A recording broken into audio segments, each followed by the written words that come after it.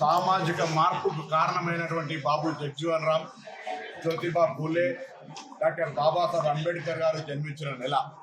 ఈ నెలలో వారిచ్చినటువంటి సామాజిక స్ఫూర్తి తీసుకొని తెలంగాణ ప్రభుత్వం ప్రతిష్టాత్మకంగా తీసుకున్నటువంటి ఎస్సీ కేటగిరేషన్ కానీ, తెలంగాణ వ్యాప్తంగా కుల సర్వే 42% టీచర్ల రిజర్వేషన్ కానీ, నిన్నే గవర్నర్ గారు ఆమోదం పొందడం శుభసూచకం. అదే రోజు సుప్రీంకోర్టు కూడా గవర్నర్ వ్యవస్థపై సుప్రీంకోర్టుకు సంబంధించి ఏ విధంగా రాష్ట్రపతి గవర్నర్ వ్యవహరించాలనేటువంటి తీర్పు రావడం కూడా ఈ యొక్క బిల్లులకు సంబంధించినటువంటి ఒక శుభసూచకంగా భావిస్తూ ఉన్నాం. ఈరోజు సబ్ కమిటీకి సంబంధించిన సమావేశం, రేపు కేటగిరేషన్ జివో ఇస్తూ దాన్ని గౌరవ ముఖ్యమంత్రి గారి చేతుల మీదుగా తెలంగాణలో అమలు చేయబోతా ఉన్నాం. పెండింగ్లో ఉన్న నోటిఫికేషన్లన్నీ కూడా ఇవ్వడానికి మా యొక్క కార్యాచరణ ముందుకు పోతా ఉంది.